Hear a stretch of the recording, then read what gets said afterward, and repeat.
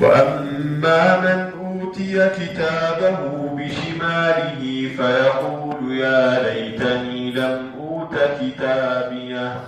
ولم أدر ما حسابيه يا ليتها كانت القاضية ما أغنى عني ماليه هلك عني سلطانيه خذوه فغلوه ثم الجحيم صلوه ثم في سلسلة ذرعها 70 ذراعا فاسلكوه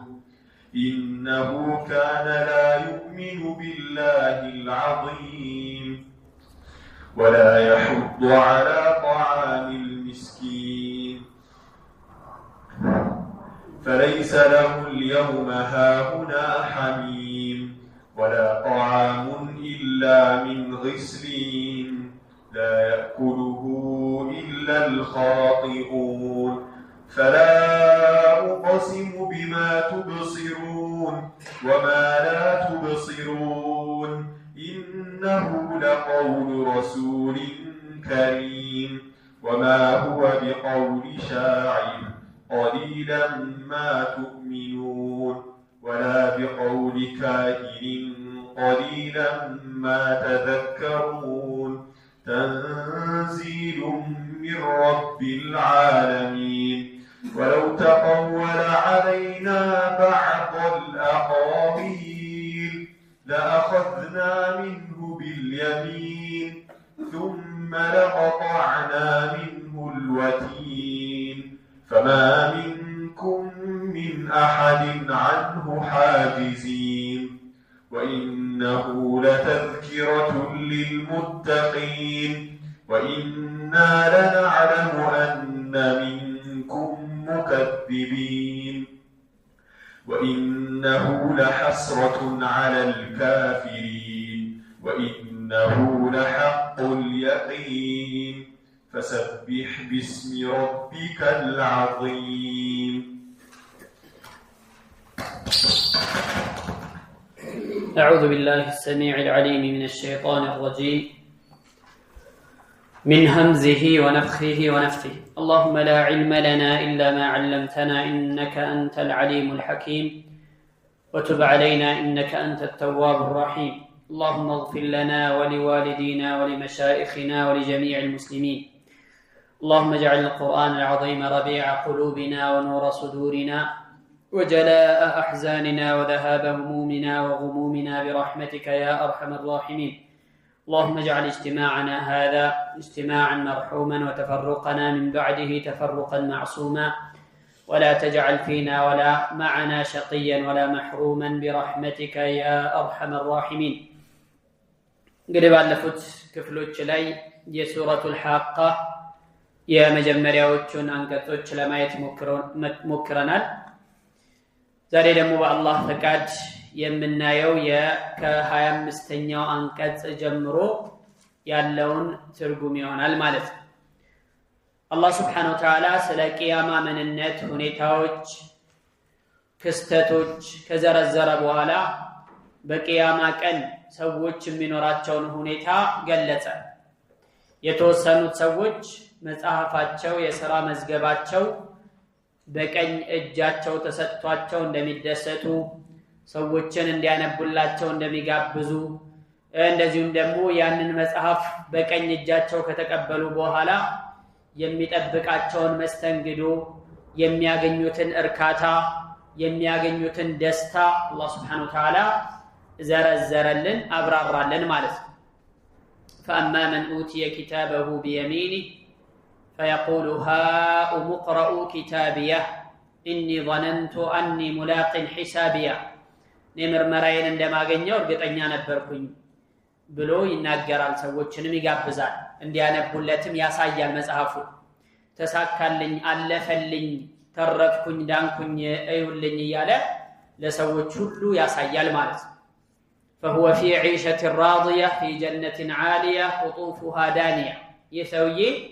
በጣም የምትወደድ በሆነች ህይወት ውስጥ ይሆናል በጣም የሚወደድ ኑሮ ውስጥ ይኖራል በጣም ደስታ የተሞላበት ምንም አይነት ሐዘን የማይከተለው የሆነ ሁሌም እርካታ የሆነ ምንም አይነት መሃሉ ላይ ያንን እርካታ የሚያደፈርስበት ነገር የሌለበት አስደሳችና የሚወደው ኑሮ ውስጥ ይሆናል። في جنة عالية ከፍ ባለችውም ጀነት ውስጥ ይኖራል። قطوفها دانية የዛች ጀነት የሚቀነጠሱት የሚቀጠፉት ፍራፍሬዎቿ ቅርብ የሆኑበት ይሆን የማይቸገርበት የሆነ ልፋት የሌለበት ሁሌም ደስታና እርካታ ያለበት ሀገር ውስጥ ይሆናል ማለት ነው። ከዚያም ኩሉ ወሽረቡ ሀኒአን ቢማ አስለፍቱም ፊል አያሚል ኻሊያ ባለፉት ጊዜያቶች ላይ ባለፉት ቀናቶች ላይ ዱንያ ላይ ባሳለፋችሁት ባስቀደማችሁት መልካም ስራ ምክንያት የሚያስደስትና የሚያረካ ሲሆን ብሉ ጠጡ ተብለው ይጋበዛሉ ብሎ አላህ Subhanahu Wa Ta'ala ተናገረ። ይህ የእድለኞች የጀነት ሰዎች የተዘጋጀላቸው የሆነው ነገር ነው።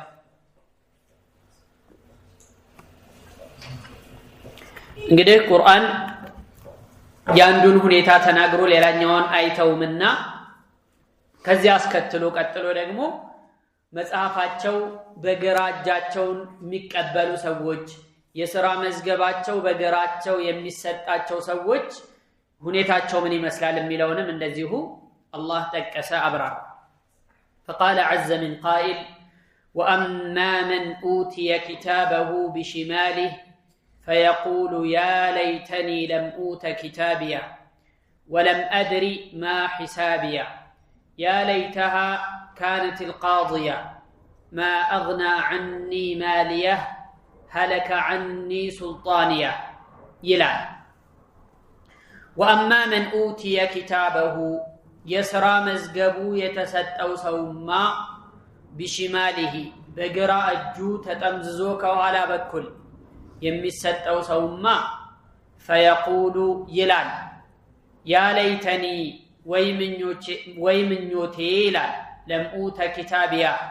يسرى مزقبي مزقافي بايستأن نورو أمن يالله ويمنيوتي ولم أدري بالاو قبيم أمن يالله ما حسابيا مرمراي من اندهونا بالاو وكن ጭራሽ ባላወቅኩትና ባልተነገረኝ ብሎ ይመኛል። ያ ለይተሃ የዛኔ ነበረችዋን ሞት እመኛለሁ ካነት القاضية ጭራሽና ፈጻሚ በሆነች ብዬ እመኛለሁ። ማ አግና عني ከኔ አላብቃቃኝም ማሊያ ዱንያ ላይ ያከማቸሁት ያጠራቀምኩት የቆጠብኩት ያስቀመጥኩት ገንዘብ ሀብት ንብረቴ ሁሉ ምንም አልጠቀመኝም አልታደገኝም። هلك عني ከኔም ጠፋብኝ ሱልጣንያ ኃይሌ ብርታቴ መረጃዬ ሁሉ ጠፋብኝ ብሎ የጸጸት አይነት ያወርዳል ማለት ነው። አላህ Subhanahu Wa Ta'ala የእድለኞችን ሁኔታ መጽሐፋቸውን በቀኝ እጃቸው የሚሰጣቸው የሚቀበሉ ሰዎችን ሁኔታ ከጠቀሰ በኋላ አስከትሎ የእድለቢሶችን ሁኔታ እንደዚሁ ጠቀሰ አብራራ። ከዚህ በፊትም እንዳልነው ቁርአን ሁለቱንም ጃኒብ ነው የሚናገረው። ስለ ኢማን ሲናገር ስለ ኩፍር ይናገራል። ስለ ሙእሚኖች ሲናገር ስለ ኩፋሮች ስለ ሙናፊቆች ይናገራል። ስለ ጀነት ሲናገር ስለ ጀሃነምም ይናገራል። ስለ ዱንያ ሲናገር ስለ አኺራ ይናገራል። ስለ እድለኞቹ ሲናገር ስለ እድለቢሶችም ይናገራል አላህ Subhanahu Wa Ta'ala። ስለዚህ በዛ መሰረት ቀጥሎ እድለቢስ የሆኑ ሰዎች ያልተሳካላቸው ሰዎች ያላለፉ የሆኑ ሰዎች ሁኔታቸውን ጠቀሰ። وأما من أوتي كتابه መጽሐፉ የተሰጠው ሰውማ بشماله በግራ እጁ የተሰጠው ሰውማ أي أعطي صحيفة عمله بشماله የምን መጽሐፍ ነው ያ መጽሐፍ ሲባል ዱንያ ላይ እድሜ ልኩን ሲያጽፈው የኖረው መጽሐፍ ነው። ዱንያ ላይ እድሜ ልኩን ሲያጽፈው ሲሰራው እና ሲመዘገብ የኖረው መጽሐፍ ነው። አዲስ አይደለም። ዱንያ ላይ እለት ተእለት ሲሰራ የነበረው ምግባሩ ነው ተጽፎለት አኺራ ላይ የሚቀርብለትና የሚሰጠው። ዱንያ ላይ ኸይር የሚሰራ ከነበረ ኸይር ነገር ላይ የሚሳተፍ ከሆነ ኸይር ነገር ላይ የሚውል ከነበረ ያንኑ ተመዝግቦ ነገ ቂያማ ቀን ይሰጠዋል በቀኝ እጁ። በተቃራኒው ዱንያ ላይ ያንን መጽሐፉን የሞላው በኩፍር ከሆነ በሽርክ ከሆነ በወንጀል በአመጽ ከሆነ አላህን በሚያስቆጣ ተግባር ከሆነ ያንኑ ነው የሚያገኘው። አላህ Subhanahu Wa Ta'ala ሐዲሰን ቁድስይ ላይ እንደተናገረው ያ ዒባዲ إنما هي أعمالكم أحصيها لكم فمن وجد خيرا فليحمد الله ومن وجد غير ذلك فلا يلومن إلا نفسه بلع باروتشي هوي إنما هي أعمالكم أتشي سراتشه بالشانات أحصيها لكم لأن أنت قطري أندم سالا قوادل أندم سالا سكر قطري مزقبي أسفر الله تعالى ثم أوفيكم إياها ከዚያም የቂያማም ቀን ሲሆን ያችኑ የሰራችኋትን ስራ ሰጣችኋለሁ። ያልሰራችሁት ወንጀል አይጨመርባችሁም። የሰራችሁት መልካም ነገር አትስተባበሉም፣ አትካዱም። ያንን ነው የሚሰጣችሁ። ስለዚህ ያን መጽሐፍ ውጤቱን ሲሰጠው فمن وجد خيرا መልካም ነገር ያገኘ ሰው እዛ ቦታ ላይ ለአኺራው የሚጠቅመውን ነገር ያገኘ ሰው ጀነት የሚያስገባው ነገር ያገኘ ሰው فليحمد الله አላህን ያመስግን። በራሱ ችሎታ በራሱ አቅም በራሱ ዕውቀት በራሱ ተነሳሽነት የሰራው ነገር ሳይሆን አላህ ወፍቆት አላህ ረዝቆት አላህ ይሁን ብሎለት የሰራው ስለሆነ فليحمد الله አላህን ያመስግን። የጀነት ሰዎች እኮ ጀነት ከገቡ በኋላ ምንድነው የሚሉት? وقالوا الحمد لله الذي أذهب عنا الحزن إن ربنا لغفور شكور الذي أحلنا دار المقامة من فضله لا يمسنا فيها نصب ولا يمسنا فيها لغوب. የጀነት ሰዎች ጀነት ከገቡ በኋላ الحمد لله الذي أذهب عنا الحزن ከኛ ሐዘንን ትካዜን ያስወገደልን ጌታ አላህ ምስጋና ይገባው። إن ربنا لغفور شكور የኛ ጌታ መሐሪ አመስጋኝ የሆነ ጌታ ነው፣ ምስጉን የሆነ ጌታ ነው። الذي أحلنا دار المقامة من فضله ከችሮታው ከትሩፋቱ የተነሳ የመዘውተሪያ የመኖሪያው ሀገር ላይ ያሰፈረን የሆነው ጌታ አላህ ምስጋና ይገባው። እነሱ በራሳችን አቅም ያገኘነው ነገር አይደለንም። አላህ Subhanahu Wa Ta'ala በራሱ ችሮታ በራሱ ስጦታ ወፍቆን አግርቶልን ለሰራነው ስራ ደግሞ እዚህን የመሰለ የመኖሪያ የመቀመጫ የመዘውተሪያ ሀገር ላይ ያኖረን ያሰፈረን ያስቀመጠን ጌታ ምስጋና ይገባው ይላል። በሌላ አያ ላይ በሱረቱል አዕራፍ ላይ ደግሞ ምናሉ? وقالوا الحمد لله الذي هدانا لهذا وما كنا لنهتدي لولا أن هدانا الله سبحانه الله. الحمد لله الذي هدانا لهذا ለዚህ የመራን አላህ ምስጋና ይገባው። ምስጋና ለሱ ይሁን። ለጀነት ያበቃን ጀነት እንድንደርስ ያደረገን አላህ ምስጋና ይገባው። الحمد لله الذي هدانا لهذا وما كنا لنهتدي لولا أن هدانا الله. الله ባይመራን ኖሮ ለዚህ ምን እንመራል ነበር? ነፍስያ በነፍስያ ቢሆን ኖሮ إن النفس لأمارة بالسوء إلا ما رحم ربي.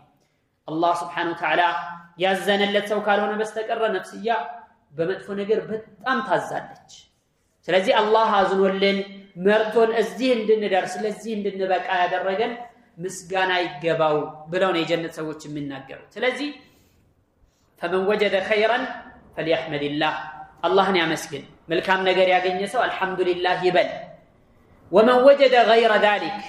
ከዚያ ከመልካም ውጪ ያለ መጥፎን ነገር በስራ መዝገቡ ላይ ታጭቆ ተመዝግቦ ያገኘ ሰው ደግሞ فلا يلومن الا نفسه ራሱን እንጂ ማንንም እንዳይወቅስ ይላል አላህ Subhanahu Wa Ta'ala። ለምን ተውተ ብሎ ተነግሮት ተዘክሮ ተመክሮ ምን ብሎ አይሆንም ብሎ ነው ወደ መጥፎ መንገድ የሄደው። حرام ነገር የሰራው ተው እየተባለ ነው፣ እያወቀ ነው እዛ ውስጥ የገባው አይደለ? ስለዚህ ራሱን እንጂ ማንንም እንዳይወቅስ ብሎ ነው አላህ Subhanahu Wa Ta'ala የሚናገረው ሐዲሰን ቁድስይ ላይ ማለት ነው። ስለዚህ የሥራ መዝገቡ በግራ እጁ የተሰጠው የሆነ ሰው فيقول እንዲህ ይላል ያ ለይተኒ ወይ ምኞቴን እጣራለሁ ምኞቴ ድረሼ እንደማለት ለምኡተ ኪታቢያ መጽሐፌ ባይሰጠኝ ኖሮ እመኛለሁ። ሊያየው አይፈልግም። ሱብሃንአላህ ዱንያ ላይ እኮ በርካታ እርካታ ላይ ሆኖ የሰራው ሊሆን ይችላል ወንጀል ሐራም ሲሰራ ደስ እያለው እያረካው ጊዜያዊ እርካታ እያገኘ እየተዝናና ነበር የሰራው። አኺራ ላይ ግን ሊያየው አይፈልግም። ከአኺራ በፊት ቀብሩ ላይ ራሱ ከዛ ስራ ጋር መታየትም መገናኘትም አይፈልግም ቀብር ከገባ በኋላ መላእክቶች ጥያቄያቸውን ጨርሰው ከሄዱ በኋላ መጥፎ ሰው ከሆነ በጣም ገጽታው የሚያስጠላ የሚያስፈራ ክፉ የሚመስል መጥፎ በስራት ነጋሪ የሆነ ጓደኛ ይመጣለታል አለ فيقول من انت ሽታው የሚያስጠላ የሆነ እይታው ደስ የማይል የሆነ ይመጣል فيقول من انت ማነህ አንተ ፊትህ መጥፎ ነገር ነው የሚያስተላልፈውና ማነህ ይለዋል فيقول انا عملك القبيح እኔ ዱንያ ላይ ስታተራምሰኝ የነበርኩት መጥፎ ስራህ ነኝ ብሎ ይላል ዱንያ ላይ ሲሰራ የነበረው ለትንሽ ሰዓት የሚያስደስተው ለትንሽ ሰዓት የሚቆይ የሆነ እርካታ ብሎ አላህን Subhanahu Wa Ta'ala የሚያስቆጣ ስራ ይሰራል አላህ የከለከለው ነገር ውስጥ ይወድቃል ራሱን መግታት አቅቶት እንደዚህ አይነት ወንጀል ውስጥ ይወድቅና ተውበትም አያደርግም ይቅርታም አይጠይቅም በዛው ይሞታል ከአላህ ጋር ይገናኛል ከዛ በኋላ መተያየት አይፈልግም ያ ለይተ በይኒ ወበይነከ ቡዕድ المشرقين فبئس القرين ምንድነው የሚለው ያ ለይተ በይኒ ወበይነከ ቡዕድ المشرقين በእኔና ባንተ መካከል የሁለቱ ምስራቆች ምስራቅና ምዕራብ ያክል ርቀት ቢኖር እመኛለሁኝ فبئس القرين እንዴት ያለህ መጥፎ ጓደኛ ነህ ብሎ ነው የሚናገረው ማለት ስለዚህ ይህኛው ሰውዬም መጽሐፉን ማየት አይፈልግም ያ ለይተኒ ለብኡተ ኪታቢያ መጽሐፌ ባይሰጠኝ ብዬ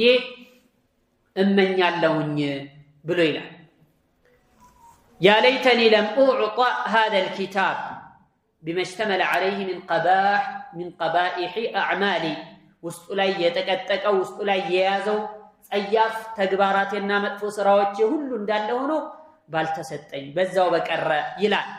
ምን አለ እዚህ ህዝብ ፊት ባልተዋረድኩኝ ብሎ ይመኛል ሱብሃንአላህ ውርደት ብቻ አይደለም ከዛ በኋላ ገና ማባሪያ የሌለው የማይረግብና የማይለሰልስ የማይቋረጥ የሆነ እሳት ነው ገና ቀጥሎ የሚጠብቀው ማለት ነው ويا ليتني لم اعلم ما جزائي ولم ادري ما حسابيه ምርመራዬ ምን እንደሆነ እንደው ባላወቅኩኝ ብሎ ይመኛል ለምን ምክንያቱም ዱንያ ላይ ራሱን ስላልመረመረ ሱብሃንአላህ ምን ያክሎቻችንን ራሳችንን ምን መረመረው ምን ያክሎቻችንን ማለና ወማ علينا ያለኝ ነገር ምንድነው ያለብኝስ ነገር ምንድነው ሚለውን ምን መዝነው ምን ያክሎቻችንን ዑመር ኢብኑ ኸጣብ እንዳሉት حاسبوا انفسكم قبل ان تحاسبوا وزنوها قبل ان توزنوا እስቲ ራሳችሁን መርምሩ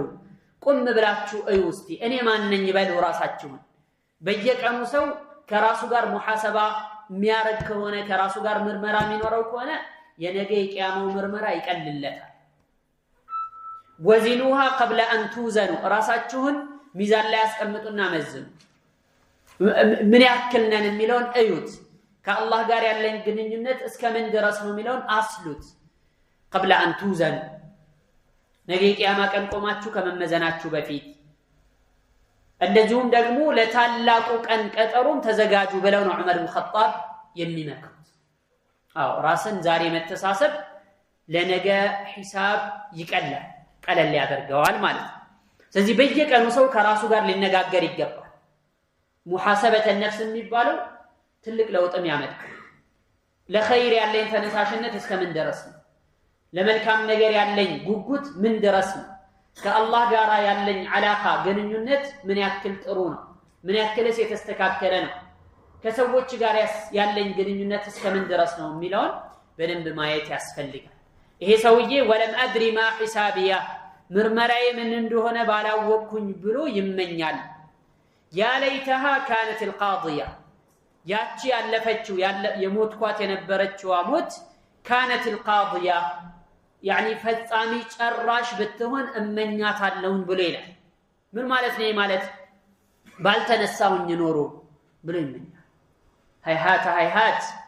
ይሄ ምኞት አጉል ምኞት ነው ምንም ትርጉም አልባ የሆነ ምኞት ነው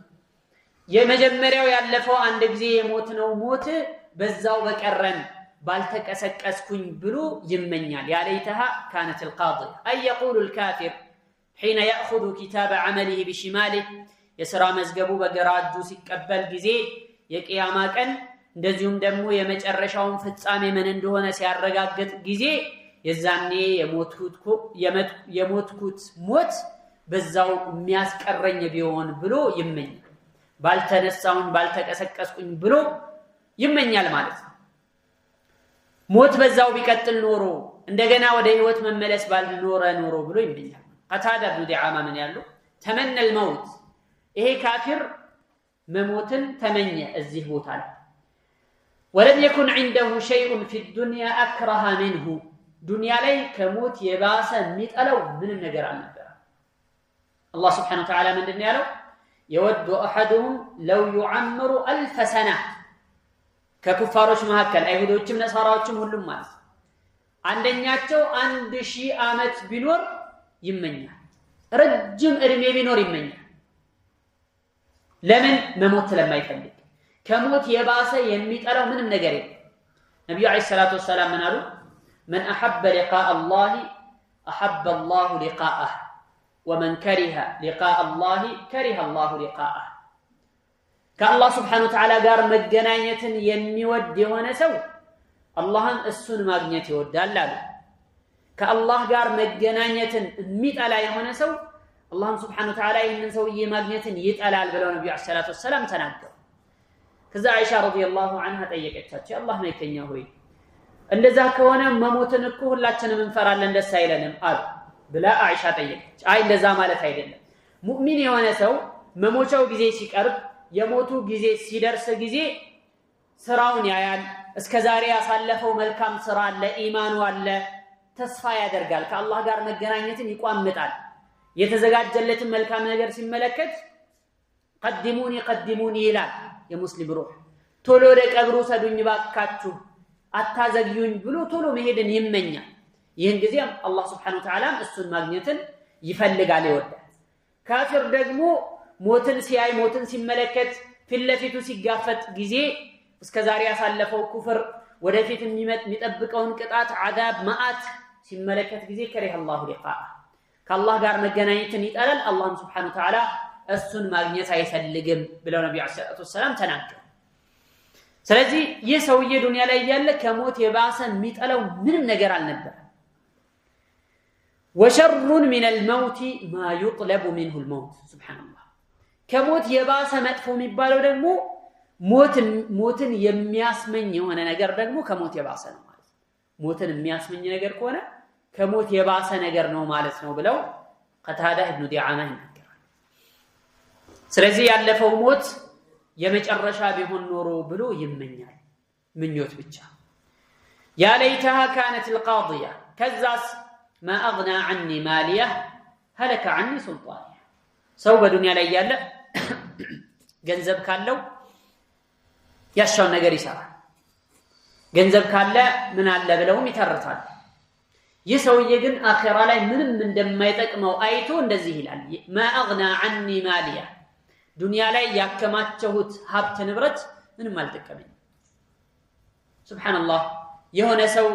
ቅርብ ጊዜ አንድ ወንድም ሲናገር ሰምቼ ምን አለ እስር ቤት ገብቶ ነው ሰውዬው በጣም ብዙ ሀብት ንብረት አለ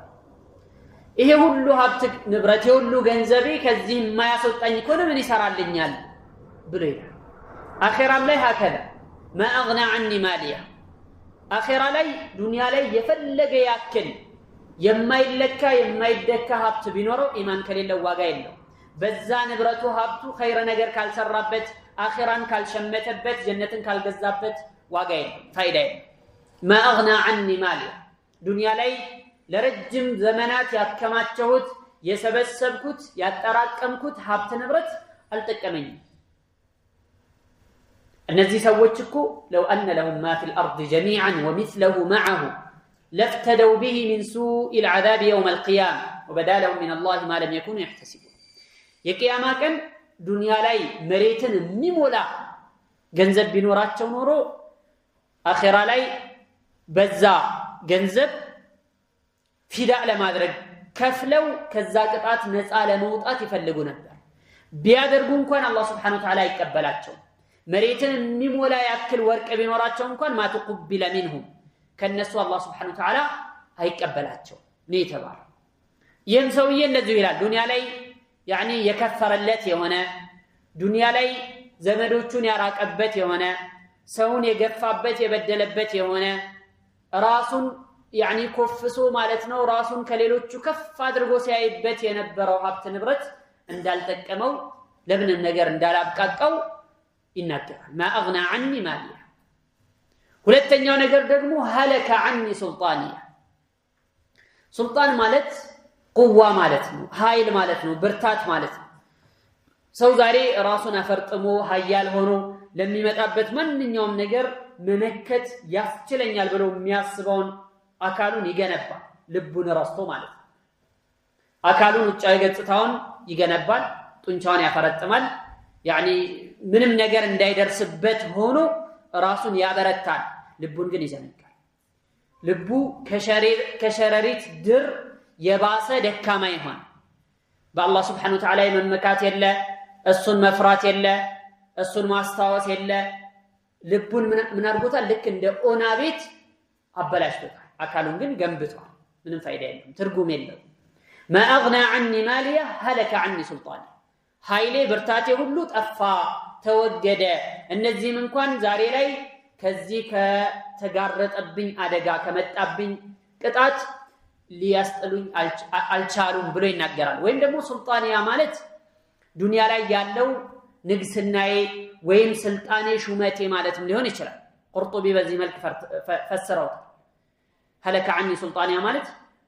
ዱንያ ላይ የነበረኝ ስልጣን ማንነት ያ ሁሉ ተወገደ ጠፋ ማለት ነው ተብሎም ተተርጉሟል ሶስተኛ ደግሞ هلك عني سلطانيا ማለት አይ حجتي ማለት ነው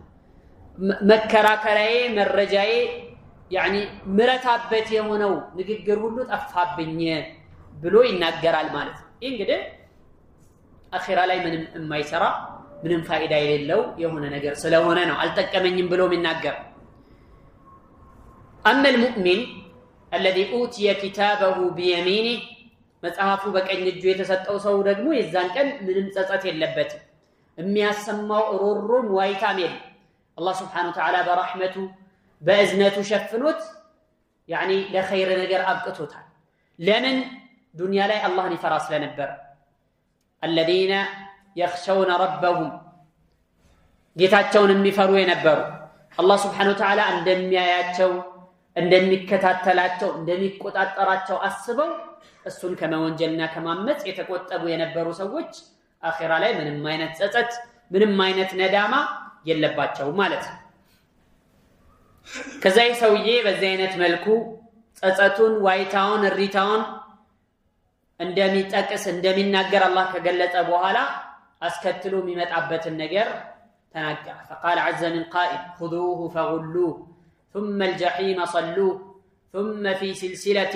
ذرعها 70 ذراعا فاسلكوه خذوه الى الله سبحانه وتعالى ያዙት ይሄንን ሰው መላእክቶቹን ነው የሚያዝ فغلوه እጁን ወደ አንገቱ ጠፍራችሁ መሰሩት ثم الجحيم صلوه ከዚያም جهنم እሳት ውስጥ አስገቡት ثم في سلسلة ذرعها 70 ذراعا ከዚያም በብረት ሰንሰለት ርዝመቷ 70 ክንድ የምትደርስ የሆነች فاسلكوه አስገቡት ብሎ አላህ Subhanahu Wa Ta'ala ያዛል ለጀሃነም መላእክቶች ለጀሃነም ጠባቂዎች ለአላህ ወታደሮች ይህ ትእዛዝ ይተላለፍላቸዋል የመጽሐፉን በግራ እጁ የተሰጠው የሆነን ሰው እንዲይዙት አላህ Subhanahu Wa Ta'ala ያዛቸዋል ይህንን አመፀኛ ይህንን ጥጋበኛ ይህንን ወንጀለኛ ከሃዲ ያዙና ጠፍራችሁ እሰሩት ይባላሉ መላእክቶች غلوه ማለት في الأغلال يعني الأغلال ማለት እጅ ከአንገት ጋራ ተጠፍሮ ማሰሪያ እንዛዝላ የሚባል ማሰሪያ አይነት በዛ አርጋችሁ እጆቹን ወደ አንገቱ አርጋችሁ ጠፍራችሁ ሰሩት አላህ Subhanahu Wa Ta'ala ይህንን ትእዛዝ በሚያስተላልፍ ጊዜ በበርካታ ሺዎች የሚቆጠሩ መላእክቶች ይሽቀዳደማሉ ቀድሞ ይህንን ሰውዬ ለማሰር ማለት ነው ሱብሃንአላህ አንዳንድ ሙፈሲሮች 70 ሺህ የሚደርሱ መላእክቶች ይሽቀዳደማሉ ብለው ሲሉ ሌሎች ደግሞ በመቶ ሺዎች የሚቆጠሩ መላእክቶች ይህንን ሰውዬ ለማሰር ይሽቀዳደማሉ ተተሳበቁ ኢለይሂ الملائكه لجعل الغل في عنقه አንገቱ ላይ ይህንን ማሰሪያ አስገብቶ ለማሰር ይሽቀዳደማሉ ሳር ቅጠሉ ሳይቀር ሁሉም ነገር ለዚህ ሰውዬ ጠላት ይሆኑበታል ይህንን ሰውዬ يعني ቂም ይዙበታል ማለት ምን ነው ሲባል ምክንያቱም አላህ Subhanahu Wa Ta'ala ተቆጥቶበታል አላህ Subhanahu Wa Ta'ala ስለተቆጣበት ሁሉም ነገር እዚህ ሰውዬ ላይ የተቆጣ ቁጡ ብርቱ ኃያል ይሆንበታል ማለት ثم الجحيم صلوه ከዛም ጀሃነም ውስጥ አስገቡት አይ አልቁሁ في جهنم ጀሃነም ውስጥ ወርውሩት ይባላል ادخلوه فيها ለምን እዛ ውስጥ ያለውን يعني ጀሃነምን ግለት የጀሃነምን እሳት እዛው እንዲጋፈጥ ጀሃነም ውስጥ እንዲወረወር ይታዘዛል ثم الجحيم صلوه أي اقذفوه في النار وقلبوه على جمرها ولهيبها بجهنم في وسط بجهنم يعني من كلكلو نبلبال وسط እዛ ውስጥ يعني እንዲጠበስ አስገቡት ተብሎ ይታዘዛል كما تشوى الشاة على النار ልክ ፍየል እሳት ላይ ተደርጎ እንደሚጠበሰው አይነት እዛ ውስጥ እንዲጠበስ እንዲገባ ይደረጋል አላህ Subhanahu Wa Ta'ala ከዚህ ነጃ ይበል ከዛ በኋላ በጀሃነም ውስጥ እንዲወረወር ይታዘዛል ثم في سلسلة ذرعها 70 ذراعا فاسلكوه ርዝመቱ 70 ክንድ የሆነ በመላእክት ክንድ ነው ተብሏል 70 ክንድ የሆነ ርዝመቱ በሚደርስ ሰንሰለት አስገቡት ተብሎ ይታዘዛል ይህ ሰንሰለት የብረት ሰንሰለት قال سفيان بلغنا أنها تدخل في دبوره حتى تخرج من فيه ከታች በኩል እንዲገባ ይደረጋል በአፉ በኩል እንዲወጣ ይደረጋል ሌሎች ደግሞ ምን አሉ ልክ እንደዚሁ يعني አንዳንድ ትናንሽ ነገሮችን በአንድ በእንጨት ላይ ሰክተው እሳት ላይ እንደሚጠብሱት አይነት እነዚህም ኩፋሮች እንደዚህ አይነት ሰንሰለት ላይ ተሰካክተው እንዲገቡ ይደረግና ጀሃነም ውስጥ በዛ መልክ እንዲገቡ ይደረጋል ማለት ነው ብለው የጠቀሱ ሙፈሲሮች አሉ ማለት ነው አላህ ምን አለ إذ الأغلال في أعناقهم والسلاسل يسحبون في الحميم ثم في النار يسجرون إلى إذ الأغلال في أعناقهم ما سريعوا تنزاز اللهوش بانجتوا تشاتشوا وميونوا بزي والسلاسل سنسلتوشم يسحبون في الحميم ثم في النار يسجرون بساتوس يقوتتالو بفلا وهاوستم اندزيون بقالة أساتوستم يعني يماجدالو له الله سبحانه وتعالى يناجر الماس حقيقة بتأم كبادي هنا بتأم أسفري هنا يعني عقل استيعاب ليادرقوا ميشل أمرو ليرداو كم ميشلو بلاي هنا قطعات إنك زي نجر متأبك أو النجر مسرات يقول لهم هلافتنا النبي عليه الصلاة والسلام اندالوتنا اللهم سبحانه وتعالى قرآن لا يندتناجرون يا أيها الذين آمنوا قوا أنفسكم وأهليكم نار وقودها الناس والحجار عليها ملائكة غلاظ شداد لا يعصون الله ما أمرهم ويفعلون ما يؤمرون إن أنت أمناتشو سووت شوي راساتشونم بيتسووتشاتشونم كأسات تادقوا تأبكوا وأهليكم نار من أين تساتنو قلال سات داي مسلاتشو يسات قلال بتشمل وقودها الناس والحجار مقطعطياوا የሰው ልጆችና ድንጋይ የሆነችበትን ከባድ እሳት ራሳቸውንም ጠብቁ ቤተሰቦቻቸውንም አደኑ ብሎ አላህ ያዛል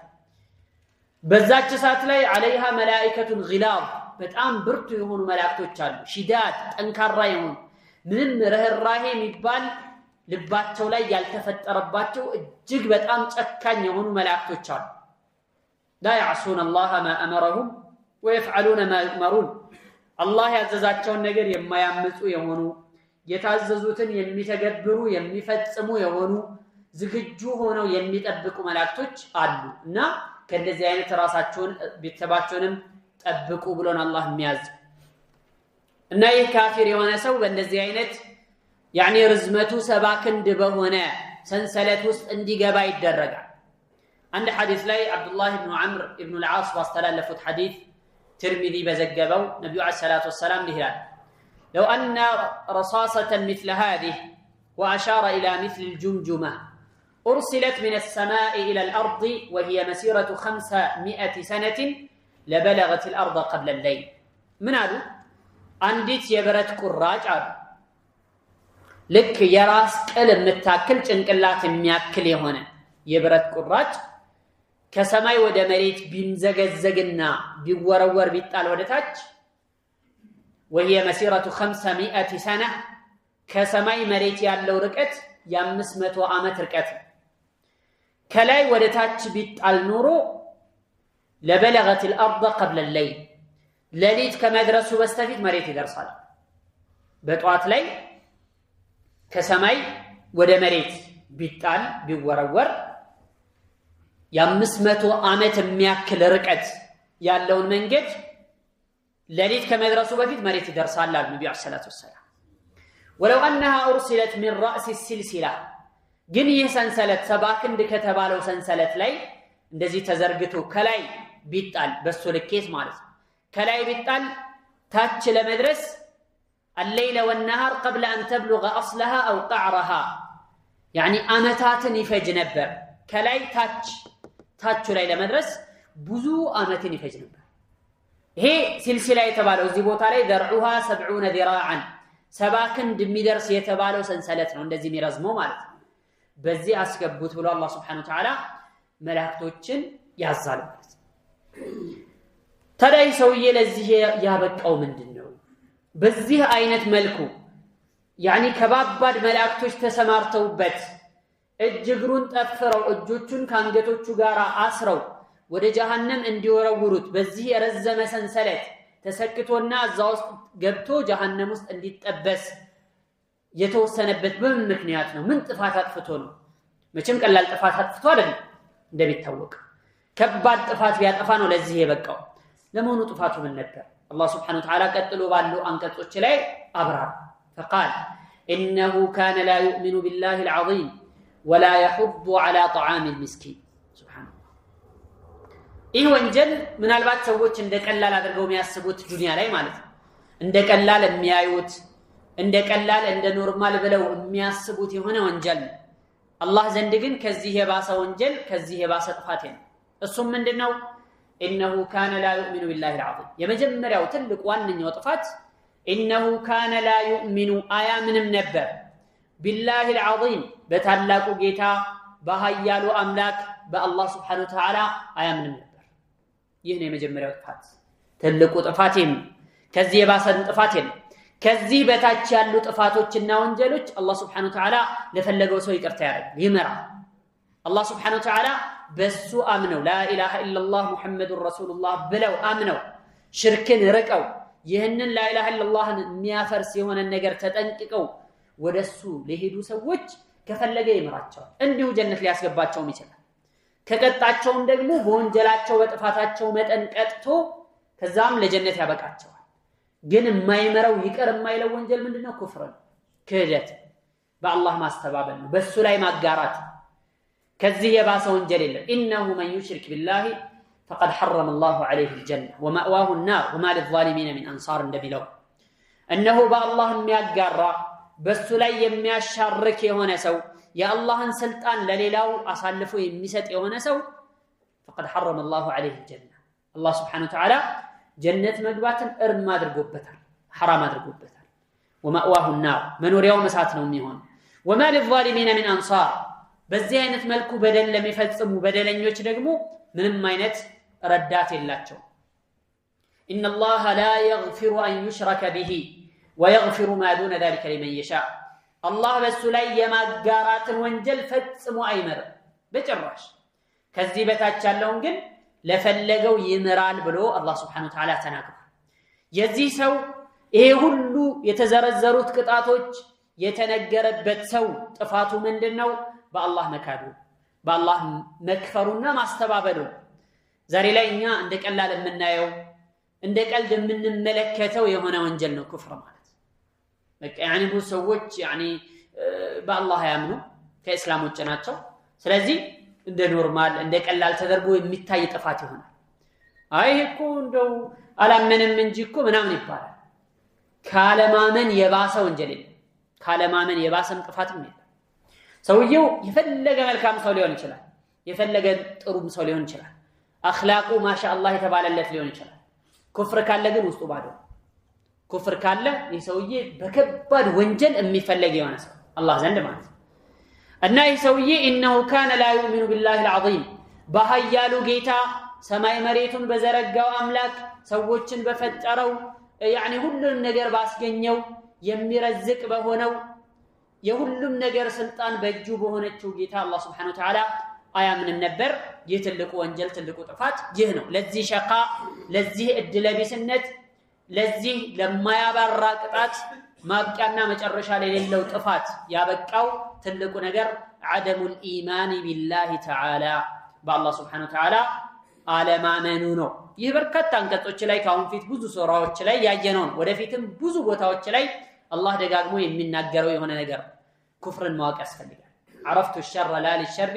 لكن للتوقي መጥፎን ነገር መጥፎነቱን አወቅኩኝ ያን መጥፎ ነገር ለሰራው ሳይሆን ልጠነቀቀው لأن من لا يعرف الشر يقع فيه ምክንያቱም መጥፎን ነገር ለይቶ የማያውቅ ሰው እዛ ላይ መግባቱ አይቀርም እዛ ላይ ሊወድቅ ይችላል ሰው በንግግር ወይም በሆነ ድርጊት በሆነ ተግባር ወይም ደግሞ ልብ ላይ ባለ በሆነች እምነት ምክንያት ከእስላም ሊወጣ ይችላል ሊከፍር ይችላል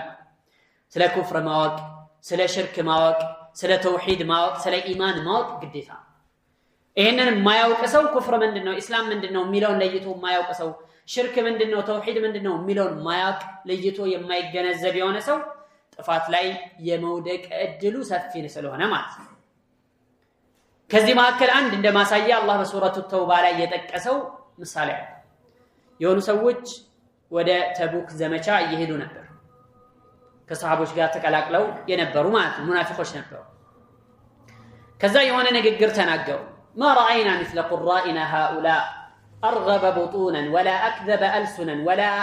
اجبن عند اللقاء بلوال ልክ እንደነዚህ አይነት ሰዎች አይተናነውቅ አሉ ሙናፊቆች ናቸው ልብ በሉ ጣዕን ያደረጉ ነብዩ አለይሂ ሰላቱ ወሰለም ላይ ሰሃቦች ላይ እያነወሩ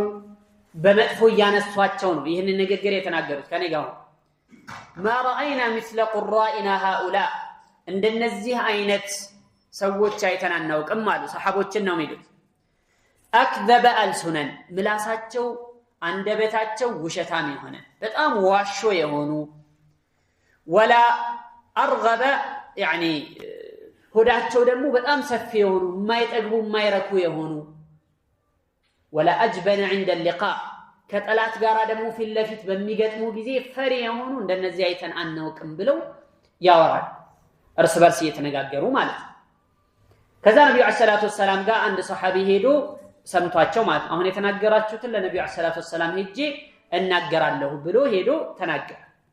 እሱ ሄዶ ለነብዩ ሰለላሁ ዐለይሂ ወሰለም ከመናገሩ በስተፊት ጅብሪል ከሰማይ ቀድሞታል ወህይ ይዞ መጣ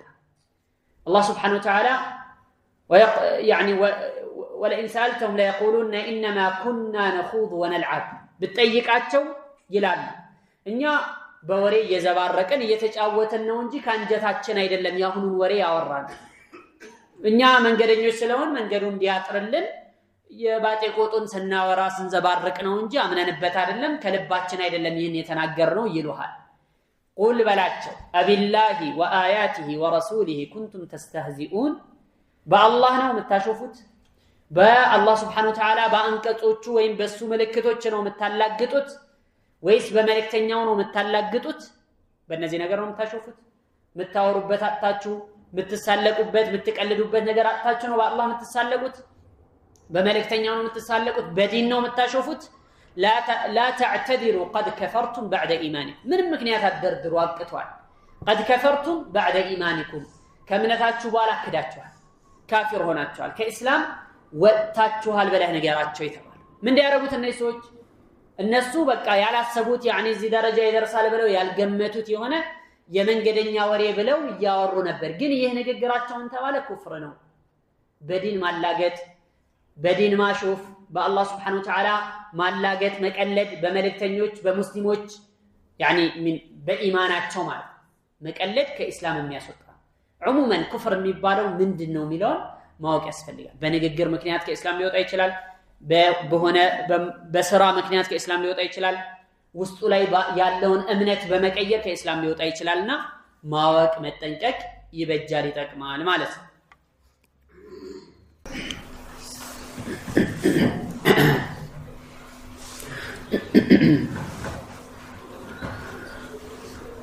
طيب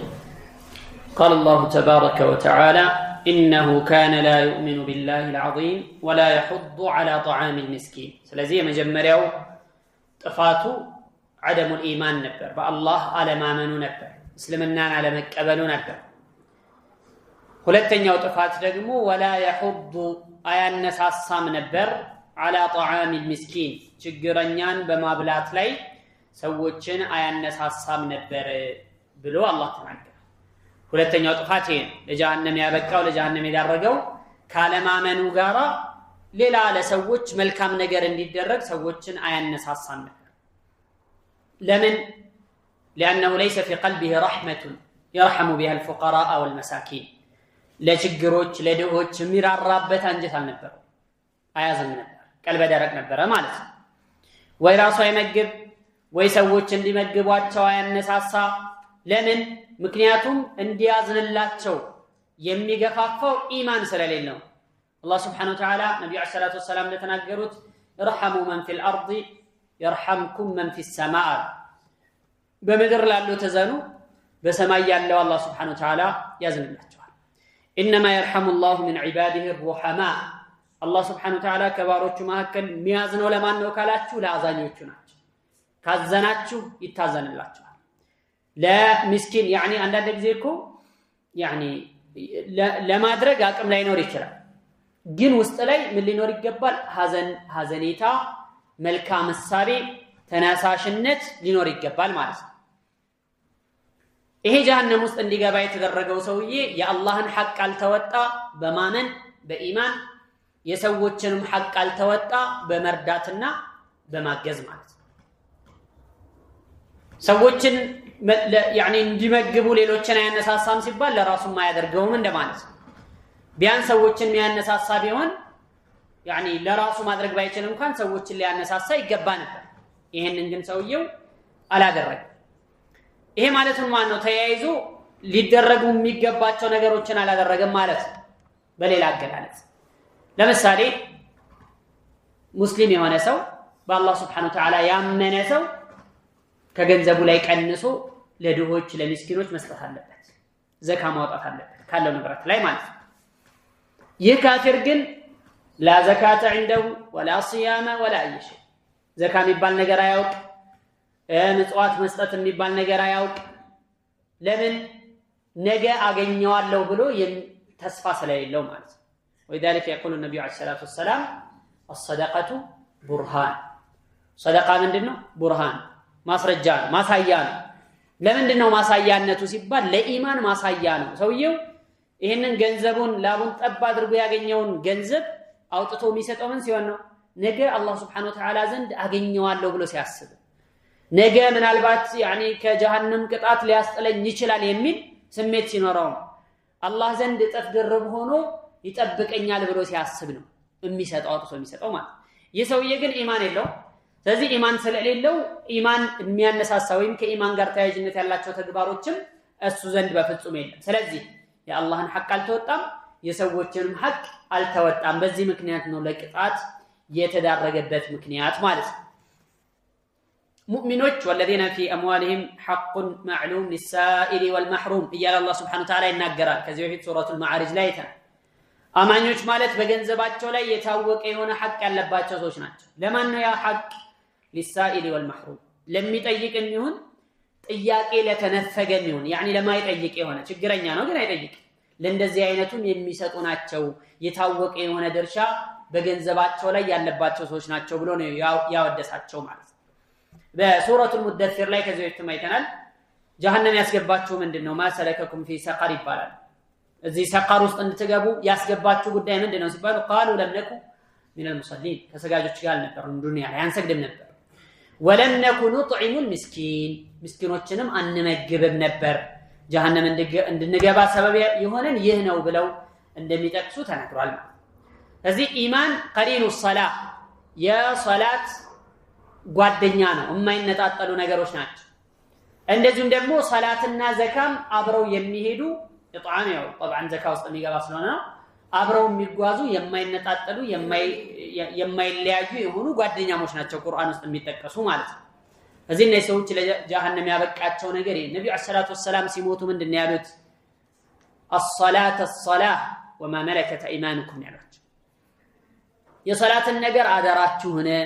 ሶላት ላይ እንዳትዘናጉ ሰላትን አጥብቃችሁ ያዙ ሊሞቱ ሲሉ ማለት ይሄ ማለት የመጨረሻው አሳሳቢ የሆነ ነገር በጣም ሲያሳስባቸው እንደው ኡመቴ ቢያውቁት ብለው የሚመኙት ነገር ነው አንድ ሰው ሊሞት ሲል እንግዲህ የሚያስተላልፈው ወሳኝ የሆነ ነገር እንደሚታወቅ ነብዩ አለይሂ ሰላቱ ወሰለም ምን እያሉ ነው ለኡመታቸው ያስተላለፉት የመጨረሻው መልእክታቸው الصلاه وما ملكت ايمانكم የሶላትን ነገር አደራችሁን ሶላትን አጥብቃችሁ ያዙ وما ملكت ايمانكم እጆቻችሁ የተቆጣጠሯቸው ባሮችንም አደራ ሐቃቸውን ተወጡ የሚገባቸውን ነገር አድርጉላቸው እንዳትጨቁኗቸው እንዳትዘልሟቸው እንዳትገፏቸው እያሉ እያስጠነቀቁ ነው ነብዩ ሰለላሁ ዐለይሂ ወሰለም የሞቱት ስለዚህ እነዚህ ሰዎች ለጀሃነም ያበቃቸው ይህ ነውና ከዛ መዳኛው መንገድ በተቃራኒው እንረዳለን ማለት ከጀሃነም ከቅጣት የሚያድነው ምንድነው ኢማን ነው የመጀመሪያው ትልቁ ዋና ሁለተኛ ደግሞ ለምስኪኖች መራራት ማዘን በቻለው መጠን ማገዝ ነው መደገፍ ነው ወዳልከ يقول النبي عليه الصلاه والسلام ሙእሚን አይደለም ማለት እሱ ጠግቦ ጎረቤቱ ተርቦ የሚያደርግ ከሆነ አማኝ አይደለም ሙእሚን አይደለም ብሎ ነው የተናገሩት ስለዚህ ይህንን ከጀሃነም የሚያድን የሚጠብቅ ነገር ይህ ነውና እዚህ ላይ መበርታት ያስፈልጋል ማለት ነው ከዚያም አላህ Subhanahu Wa Ta'ala አስከተለ فليس له اليوم هاهنا حميم ولا طعام إلا من غسلين لا يأكله إلا الخاطئون فليس له لذي سويه يلوم اليوم ذلك ها هنا الزابوت علي حميم وداج له ردات له የሚያዝንለት የሚራራለት ጓደኛ ዘመድ አዝማድ የሚባል ነገር የለው حتى ቢኖረው እንኳን ምንም አይጠቅም ሊጠቅም አይችልም ምንም ሊያመጣለት አይችልም فليس له اليوم ها هنا حميم የሚሸመግልለት የሆነ እባክህ ጌታዬ ሆይ ማረው ከጀሃነም ይበቃዋል አውጣው ይቅርታ አድርግለት ብሎ የሚሸመግልለት ሸምጋይ የለም ያን ሸምጋይ ማግኘት እኮ ትልቅ ነገር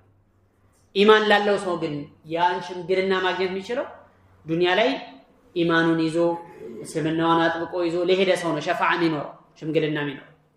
በእንደዚህ አይነት መልኩ በኩፍር የሄደ ሰውሳ ላ يعني ምንም አይነት ሸፊ يعني ምንድነው ያለው በሌላ አያ ላይ يعني ولا ما للظالمين من حميم ولا شفيع يطاع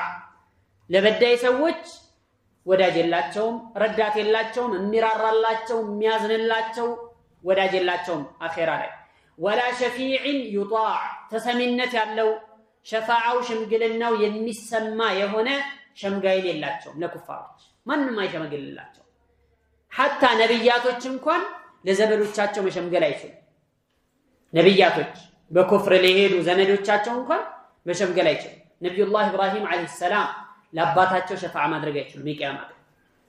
እንደውም አላህን ይጠይቃሉ ጌታዬ ሆይ በዚህ ቀን ولا تخزني يوم يبعثون يوم لا ينفع مال ولا بنون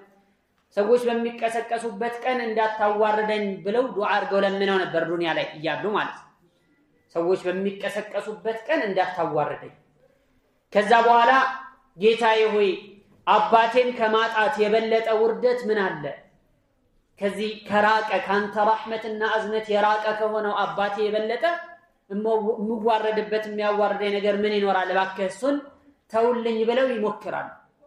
ከዛ ኢብራሂም አለይሂ ሰላም እስቲ ወደ ግራ ተመልከት ይባላል መልከት ሲሉ አባታቸው ወደ ጅብ ሱራ እንዲቀየር ይደረጋል ሱብሃንአላህ ወደ ጅብ መልክ ይቀየራል ከዛ በኋላ ቀዋኢሞቹ ተይዘው እግሮቹ ተይዘው ጀሃነም ውስጥ ይወረወራል የኢብራሂም አባት ልብ በል እንደዛ ከሆነ ካፊር ለሆነ ሰው ምንም አይነት ሸምጋይ ምንም አይነት ረዳት ምንም አይነት ወዳጅ የላቸው ይሄንን ነው እዚህ ቁርአን ላይ እየተናገረ ያለው فليس له اليوم هاهنا حميم ምንም አይነት ወዳጅ የለው የሚያሸማግል ይቅርታ የሚያስታርቅ የአላህ ቅጣት እንዲነሳለት የሚጠይቅ ማንንም የለም እንኳን ሌላ ይቅር ነብይም አይሸመግልም ከተባለ ሌላው ምንም ተስፋ የለውም ولا طعام ምግብም የለውም የሰውዬ الا من غسلين ከጀሃነም ሰዎች እጅ ከነሱ ከቁስላቸው የሚወጣ እጅ እንጂ ሌላ ምግብ የላቸው ሱብሃንአላህ ከዚህ ውጭ የሚመገቡት የሚያገኙት የሚያጠግብ ከረሃብ የሚያድን የሆነ ምንም ምግብ የለም የሚከረፋ የሆነ ገና ሊጠጡት ፊታቸው ሲያቀርቡ ፊታቸውን ቆዳ የሚሞሸልቅ የሆነ መጠጥ ነው የሚቀርብላቸው እንጂ ولا طعام إلا من غسلين لا يأكله إلا الخاطئون ይህንን ደግሞ ጥፋተኞቹ ወንጀለኞቹ አመፀኞቹ ኩፋሮቹ እንጂ ይህንን የሚመገበው የለም ብሎ ነው የሚናገር والله ከኩፍር የባሰ ወንጀል ከሽርክ የባሰ ወንጀል ምንም ነገር የለም እኛም በዛ መጠን ነው ልናየው የሚገባው ዱንያ ላይ ማለት አላህ Subhanahu Wa Ta'ala ከዚህ ኩፍር የሚጠብቅበት አንዱ ሰበብ ዲንን ማወቅ ነው መረዳት ነው መገንዘብ ስለዚህ ስለ ዲን በደንብ ማወቅ ያስፈልጋል ስለ ኩፍር ምንነት ማወቅ ያስፈልጋል ለኩፍር መለሳለስ አይገባም ኩፍርን አቅልሎ መመልከት ከባድ አደጋን ቀይ መስመር ኩፍር እንደቀላል የሚያይሰው ከሆነ ከባድ خطير የሆነ መስመር አልፏል ስለዚህ ይህንን መጠንቀቅ ያስፈልጋል አላህ Subhanahu Wa Ta'ala ከኩፍር ይጠብቀን ኢማናቸውን እንዲያዙ ኑረው የሚሞቱ አላህ Subhanahu Wa Ta'ala ያደርገን ቂያማ ቀን ያኒ ስራ መዝገባቸውን በቀኝ እጃቸው ከሚቀበሉ ሰዎች አላህ ያደርገን በሰማነው ምን ሰራ ምን ተጠቀም አላህ ያደርገን واخر دعوانا ان الحمد لله رب العالمين وصلى الله على نبينا محمد وعلى اله وصحبه اجمعين أعوذ بالله من الشيطان الرجيم بسم الله الرحمن الرحيم فليس له اليوم هاهنا حميم ولا طعام إلا من غسلين لا يأكله إلا الخاطئون فلا أقسم بما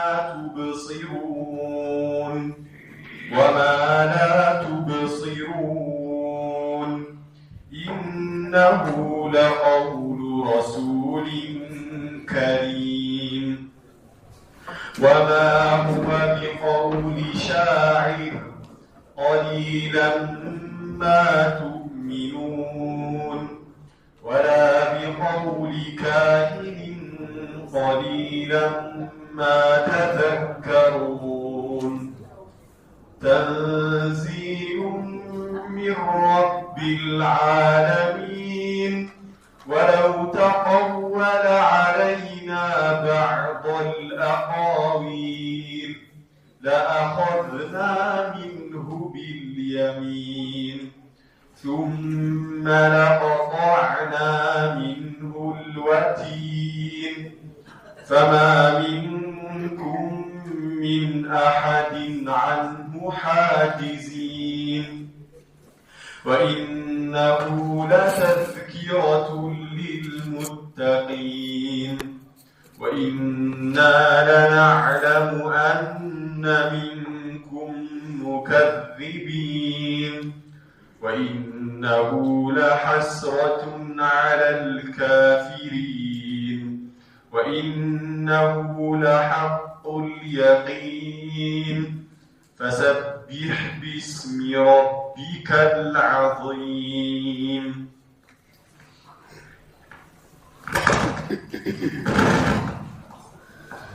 أعوذ بالله السميع العليم من الشيطان الرجيم من همزه ونفخه ونفثه اللهم لا علم لنا إلا ما علمتنا إنك أنت العليم الحكيم وتب علينا إنك أنت التواب الرحيم اللهم اغفر لنا ولوالدينا ولمشائخنا ولجميع المسلمين والمسلمات اللهم اجعل القرآن العظيم ربيع قلوبنا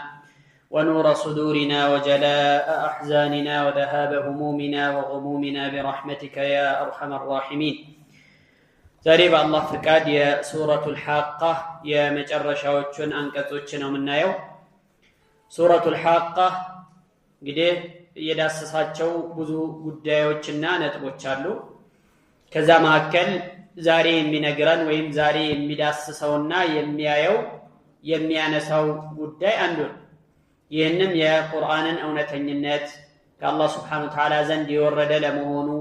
የባለቅኔም ንግግር ይሁን የድግምተኛ የጠንቋይ ንግግር እንዳልሆነ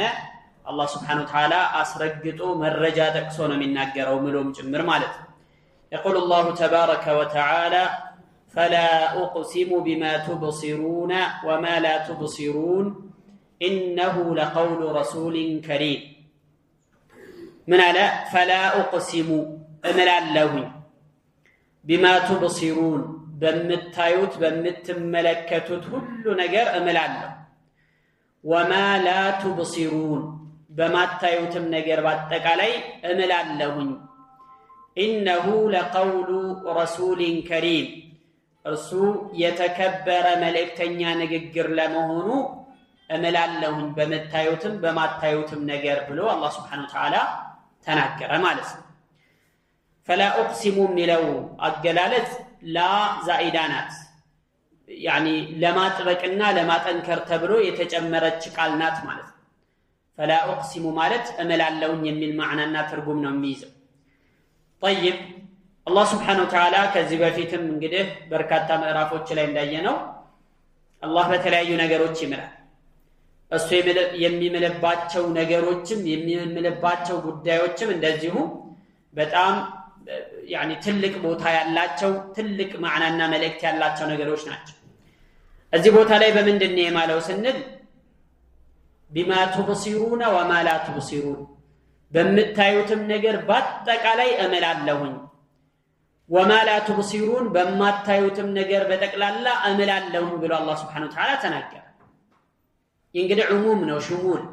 ሁሉንም ነገር ያካተተ ሁሉንም ነገር ያዳረሰ የሆነ መሐላ ነው ማለት ሰዎች ከሚያዩት ነገር መካከል يعني በዙሪያቸው ያለው ነገር በጠቅላላ ከዚህ በፊት በተለያዩ ምዕራፎች በነጠላ የተጠቀሱ ነገሮችን እዚህ ደግሞ በጥቅሉ يعني ይመጣል ማለት ነው ለምሳሌ ሰዎች ከሚያዩት ነገር መካከል فلا اقسم بما تبصرون የተባለው በዚህ ፍጥረተ ዓለም ላይ ያሉ ነገሮች በአጠቃላይ ሰማዩ ምድሩ ተራራው ጋራ ሸንተረሩ ወንዙ ባህሩ ሁሉ ሰው እንስሳው ከዋክብት ከነዚህ ውጭ ያሉ ነገሮች አጠቃሎ የሚይዝ አነጋገር فلا اقسم بما تبصرون በመታዩት ነገር ሁሉ እምላለሁ وما لا تبصرون በማታዩትም ነገር እንደዚሁ እምላለሁ ለምሳሌ ሩህ ማንንም አይቶት የሚያቀል መላእክቶች ጅኖች የአኺራ ጉዳዮች በተቅላላ እንደውም السعدي رحمة الله عليه እንደሚሉት አላህ በራሱ መየማለ ነው በዚህ وما لا تبصرون የሚለው ውስጥ አላህ Subhanahu Wa Ta'ala በራሱ ምሏል ማለት ነው ብለው ይጠቅሳሉ ይናገራሉ ማለት ነው ለዚህ የቀረ ነገር የለም በሁሉም ነገር እምልላችኋለሁኝ አለ አላህ Subhanahu Wa Ta'ala በምን ላይ ነው የማለበት ጉዳይ ኢነሁ ለቀውሉ ረሱሊን ከሪም እሱ የተከበረ መልእክተኛ ንግግር ነው ይህ ቁርአን እጅግ የተከበረ ቦታ የተሰጠው አላህ ዘንድ የላቀ የሆነ ክብር ያለው የተከበረ መልእክተኛ ንግግር ነው ማን ነው ያ መልእክተኛ ሲባል እዚህ ቦታ ላይ የተፈለገው ነብዩ አለይሂ ሰላቱ ወሰለም ናቸው ከሪም ብሎ ወሰፋቸው በዚህ ነገር ገለጻቸው ሌላም ቦታ ላይ يعني ሙሳ አለይሂ ሰላም ከሪም በሚለው እንደተጠቀሰው ሁሉ ማለት ነው إنه لقول رسول كريم ولقد فتنا قبلهم قوم فرعون وجاءهم رسول كريم سلام موسى ሲናገር ምን አለ ولقد فتنا قبلهم قوم فرعون ከነሱ በፊት የፍርዓውንን ወገኖችና የሱን ህዝቦች ሞክረናቸዋል وجاءهم رسول كريم የተከበረ መልእክተኛ መጥቶላቸው ነበር ብሎ አላህ Subhanahu Wa Ta'ala ተናግሯል وهكذا في هذه الآية وصف النبي صلى الله عليه وسلم بأنه كريم يتكبر يلاك بوتا يالو ملكتنيا بلو زيهم أنكت زيه آيام لي نبينا عليه الصلاة والسلام قلت عتشو مالت يتكبر ملكتنيا نققر نو سيبال يسو نققر هذا اللمن دي تبلو مجم تياكي النساء لا من دنو ما ينساو كالن الزي بوتا لي رسول بلو نيتكسو ملكتنيا መልእክት አድራሽ ማለት ነው መልእክት አድራሽ ከሆነ ያንን መልእክት የላከው አካል አለ ማለት ነው والله سبحانه وتعالى ثم الله سبحانه وتعالى ስለዚህ የተከበረ መልእክተኛ ንግግር ነው እኔ ልከለት ወህይ አስተላለፈለት አውርጀለት ነው ለእናንተ ነግራችሁ ይያለ الله سبحانه وتعالى እየተጠቀሰ እየተናገረ ነው ማለት ነው በሌላ ሱራ ላይ الله سبحانه وتعالى ይህንን ቁርአን ወደ ጅብሪል አስጠግቶታል إنه لقول رسول كريم ذي قوة عند ذي العرش مكين مطاع ثم أمين وما صاحبكم بمجنون እያለ እንደሚገልጸው ማለት ነው። እዛምኛው ምዕራፍ ላይ ወደ መልአኩ ጅብሪል አለይሂ ሰላም ወደ እሱ አስጠጋው። የተከበረ መልእክተኛ ንግግር ነው። ذي قوة عند ذي العرش مكين የአርሹ ባለቤት አላህ Subhanahu Wa Ta'ala ዘንድ የተደላደለ የሆነ የተመቻቸ ቦታ ያለው የሆነ መልእክተኛ ንግግር፣ በዛ ላይ የኃይል ባለቤት የቁዋ ባለቤት የሆነ መልእክተኛ ንግግር ነው ብሎ ይጠቅሳል። እዛ ቦታ ላይ ወደ ጅብሪል አስጠጋው፣ እዚህ ቦታ ላይ ደግሞ ወደ ነብዩ አለይሂ ሰላቱ ወሰለም